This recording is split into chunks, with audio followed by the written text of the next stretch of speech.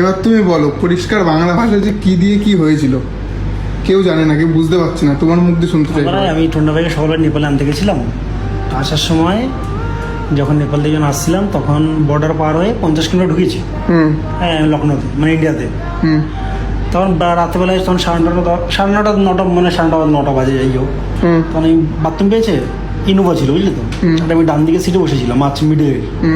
তো বাথরুম পেয়েছে, তুমি ড্রাইভারটা এসে দরজা খুলে দিল, স্যার আপনি তুমি নামো।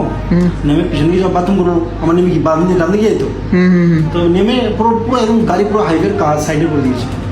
তো খুলেছে, নেমে বাথরুম করতে প্যান্টটা খুললো, দাম এসে সিধা কিছু লরিতে না 4 চাকায়?